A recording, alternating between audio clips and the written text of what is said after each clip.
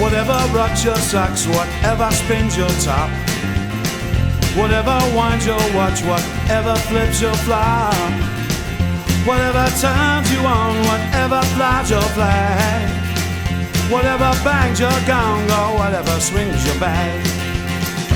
Do it often, but do it well, 'cause nobody knows and there's no way to tell when the ride ends.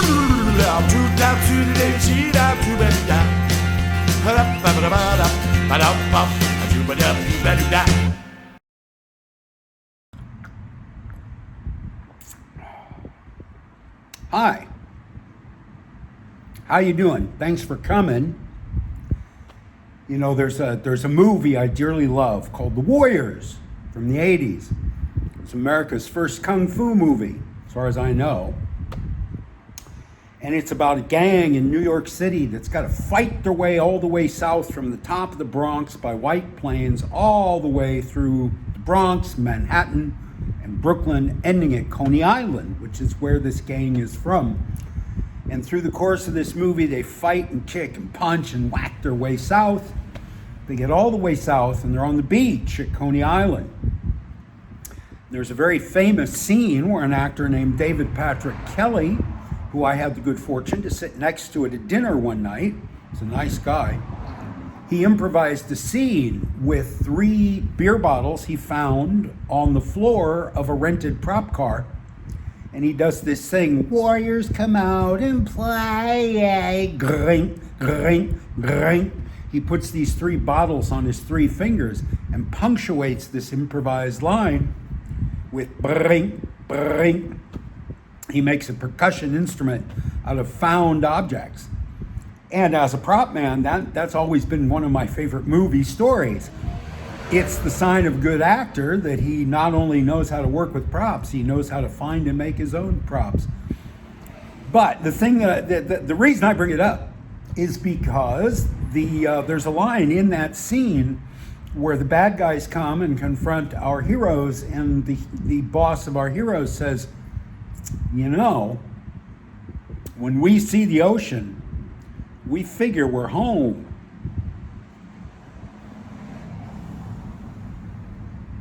I don't know what you're seeing. I hope it's the ocean. At any rate, I came home from Cambodia yesterday. Yes, 10 days early. Because I was homesick. I was homesick for Turtle Beach. Desperately, frantically homesick. I didn't sleep the whole night, the first night I was there. The hotel I checked into played a little game on Expedia where they shot their rooms in such a way that you don't notice there's no windows in their rooms. I was in a very small concrete windowless cubicle and I could not sleep to save my life. I realized I haven't been in a country that I've never been before since I was 13 years old. And I was not happy with Phnom Penh. Phnom Penh was just Bangkok with no sidewalks. If I'm going to visit a big, dirty, expensive, dangerous, rat-infested city, it's going to be New York City or nowhere. So I hung out there for 2 days. I had something called French tacos, which was inedible. I got a massage, which was inedible. And in the morning, after 2 nights, I did finally sleep a few hours the second night. I said, screw this. I went down and checked out, and I went right to the airport. I said, I want to move the dates of my flights. They said, oh, we no do here. You have to do in Bangkok. I said, all right, can you sell me a ticket? Just sell me a ticket to Phuket today. She said, we got a plane leaving in 10 minutes. 100 and a few bucks, and boom, I was out of there. And I don't think I'm even going to fight with them to cancel and refund whatever I bought on Expedia. I'm willing to let that go. I just needed to get out of there, and more specifically, come home to Turtle Beach. And I am home, and I slept 10 hours last night. and I'm really, really glad to be here and glad you could join me. I want to tell you a couple of stories. The first one has to do with, last week, I put these jokey, Cambodia made me smoke a lot. I'm pretty phlegmy. Last week, I kind of dissed the cops, right? I put these jokey clickbait titles on these videos because I figure my subscribers are in on the joke and they don't mind. Maybe they even get a little laugh out of it. So I make up these generic clickbait titles, and the one for last week implied that perhaps the Thai police are sub-fusk. I don't have any grudge against the Thai police or police anywhere. As I have said before, my interactions with police have been exactly like my interactions with every other authority figure in my life going back to kindergarten. Just another person God put on earth to make my life miserable. So I want to tell you another story. In 93. Mid-90s, right? You know that part. This guy, at the boathouse as public relations manager, one of my jobs was fielding requests for free rooms from journalists. These days, it's digital nomads. Back then, it was some guy who was a stringer for a newspaper in Omaha, or he was a sub-editor in Hong Kong, but he'd come with a business card that said he was in the business. And he was looking for free rooms and free food and free wine. And sometimes, if they were legit, I'd give them rooms, especially in the low season. I was giving away rooms like cotton candy. But part of my job was to give them a press kit with 2 sheets of photos in it. Remember slides? Remember publicity slides? Anybody? Raise your hand. And sit with them and have a meal with them. And pimp the hotel and try to get us in their book or their article or their series or whatever they were doing. But a lot of the times it was just bullshit artists, which I imagine it still is. But a guy came named Ray Cassirer, Cassiri, Ray Cassirer, Cissiser, Cassirer, Ray Cassirer. This is a guy who had sold in middle age his used car dealership in Los Angeles, and he was spending his money going all over the world, buying sex everywhere he went and writing about it in a book that he put out every year called Travel and the Single Male. And he was one of the very earliest people to be blogging about Thailand, believe it or not, that I was aware of. He had a tsm.com, I don't know if it's still there, travelandthesinglemail.com. So he shows up, he calls me and says, "Hey, are you the PR manager?" "Yeah." "So I'm coming through Phuket and I publish a guidebook to Thailand every year. Can you give me a room?" And it was low season or whatever. I said, yeah, come in. So he checked in and I met him for lunch. And we're talking, and he's from Southern California. He's an American guy. We had a lot in common. We got along very well. Till he showed me his book in the section on Phuket. And what pissed me off was that he got everything wrong. He named the wrong beach. He said it was easy. It was an easy, cheap trip from Kata to Patong. The road was 2 lanes of gravel with an unguarded, unbarricaded cliff on your left. It was not easy or cheap. The tuk-tuks didn't want to take you there, and they charged you for it. And he got everything wrong. And I read the book that night. So the next morning, he's going to check out. And he says, "Wow, this is a great hotel," which it was. The Boathouse was a terrific hotel. I don't know what it's like now, but it was a very terrific hotel. He said, "I'll be very glad to put you in my book." I said, "Ray, we don't allow joiners. It's a very high-so hotel. Nobody can come in here with a hooker." He said, "Yeah, I found that out last night." He said, "I didn't really stay here last night. I had to go to another little cheap place down the road." But anyway, we parted amicably, but the thing stuck in my craw. What stuck in my craw was not that he was I don't know, anything feminist or anything politically correct. What stuck in my craw was he was self-editing these books, and he got everything wrong. He got spelling wrong, he got names wrong, he got places wrong, he got dates wrong, he got prices way wrong. Oh. He said you hardly ever see a prostitute in Patong older than 16 because the older girls can't compete with the teenagers. In other words, every prostitute in Patong is pedophilia, is child abuse. It stuck in my craw. So I was writing for The Nation at that time. I didn't really do features very much, but when something special came along, I wrote a 5,000-word essay about everything this guy got wrong in his book. I was pissed. The editor in me was really pissed at this guy, and he was making a fortune off these books. He had a fortune to begin with, but, Cassierer's Guide to International Prostitutes was really flying off the shelves. He was making good money. And he got it all wrong. I don't know if he got Rio wrong or Lisbon wrong or London, Paris, or Rome wrong, but he got Phuket way wrong, and I was pissed off. So I send this essay to the editor, a woman named Sandy Barron, wonderful editor, one of the best I ever had. And she said, "Can we have any pictures?" I said, I'll send you the book. I didn't have any pictures of him and me, but I'll send you the book. So I sent her the book, and they picked some raunchy photos out of that book, and they spun the story with the pull quotes to be an insult to Thailand. That this guy was pimping Thailand in these books and saying that all the hookers in Patong were 16 and under and things like that. And it came out. Now, it happened to come out on a Sunday, 2 full pages, I got paid a lot of money. I was very happy about that.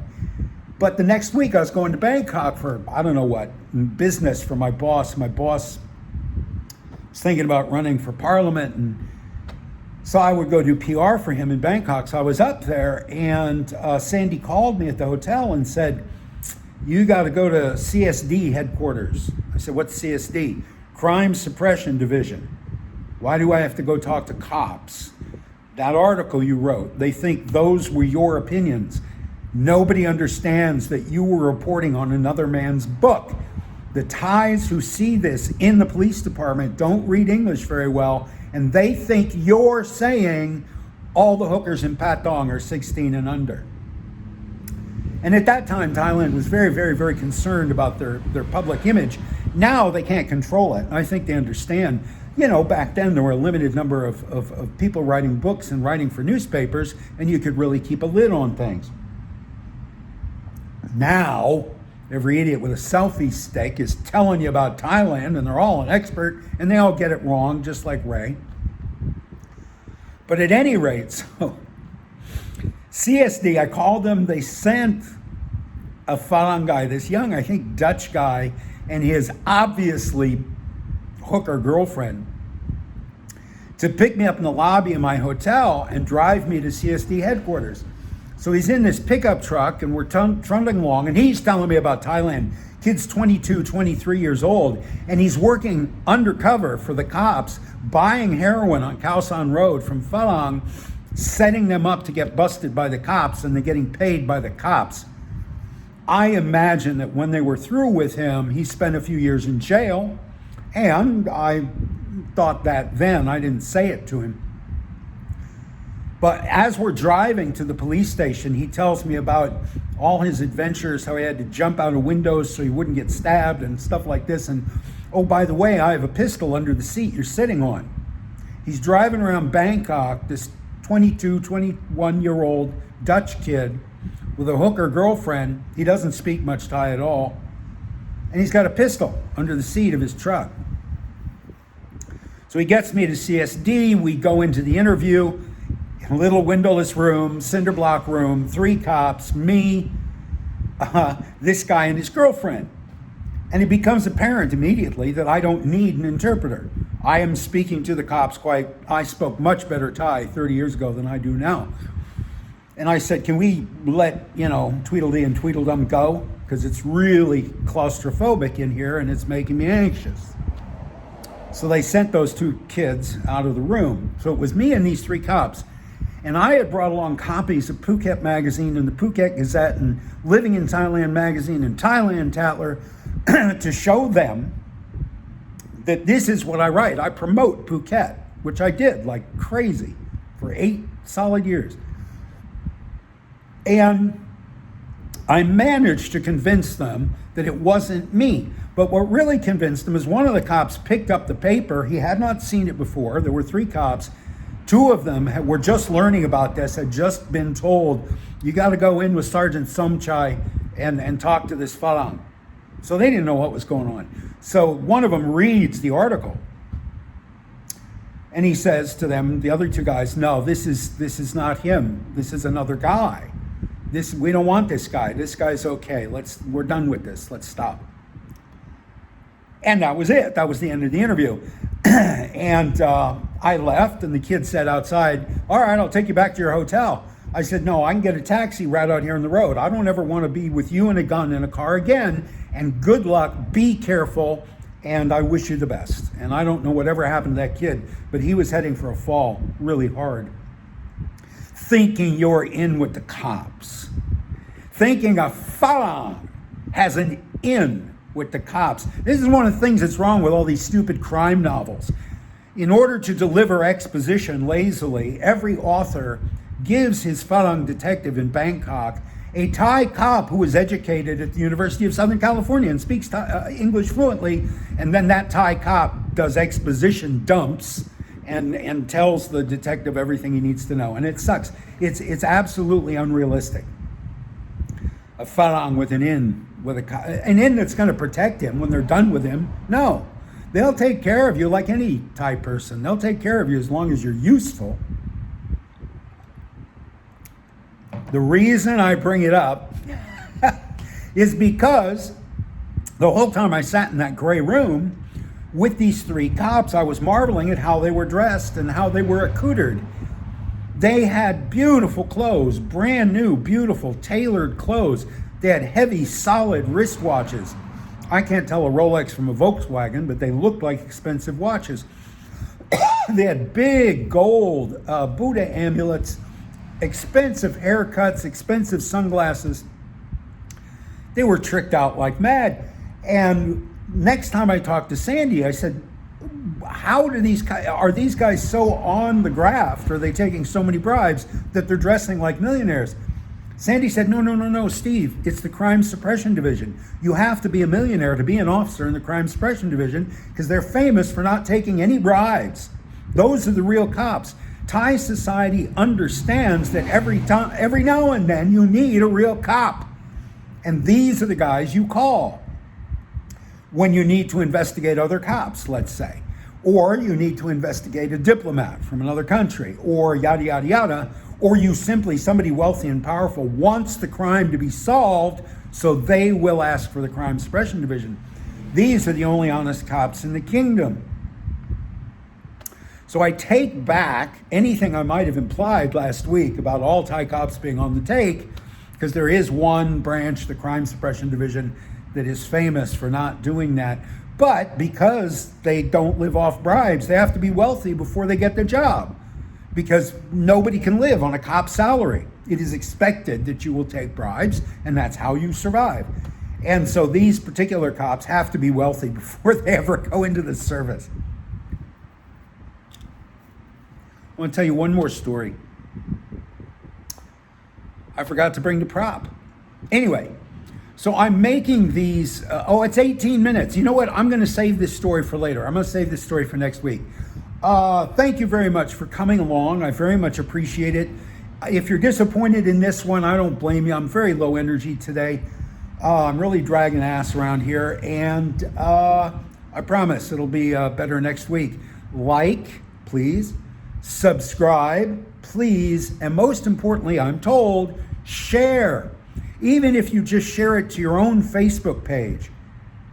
Supposedly the algorithm gets hard nipples over that. I don't know. But like, subscribe, and please share.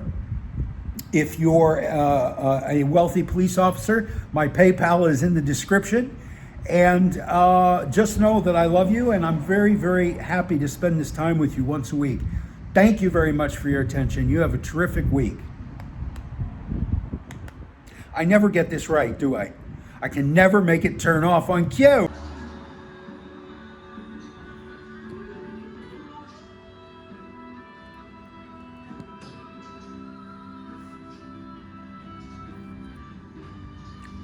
This is very difficult to do with one hand and one hand on the camera, so I'm not going to do a lot of this.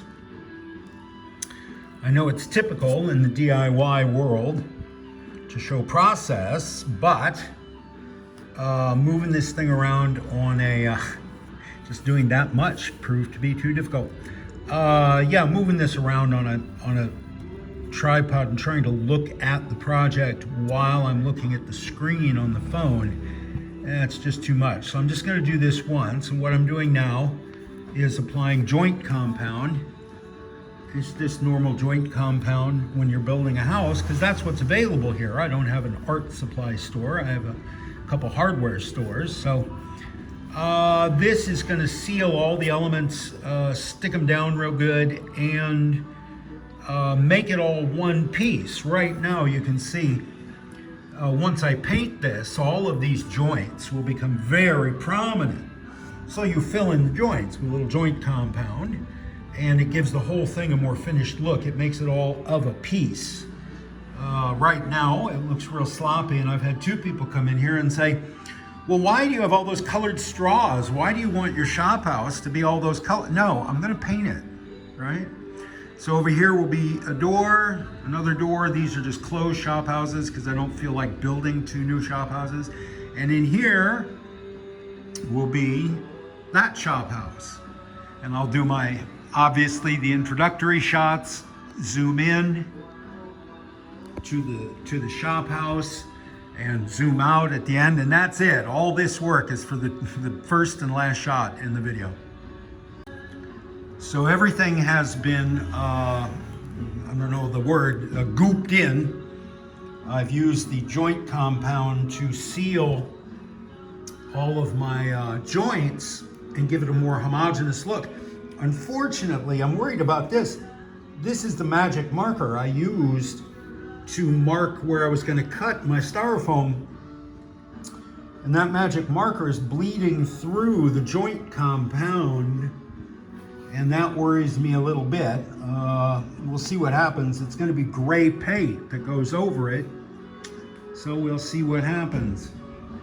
All right, that's it. So we're all gooped in. Next, we'll be making wooden shutters for the windows and metal grates for 3 doors. Those security gates they have, those expanding metal gates in shop houses. And then the whole thing stands up in front of the shop house. Stay tuned.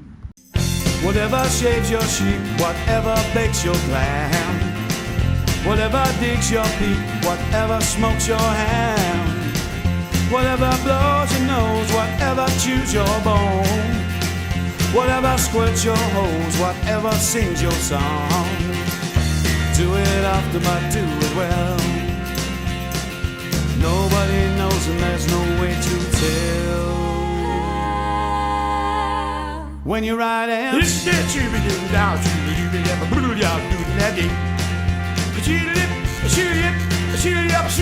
to that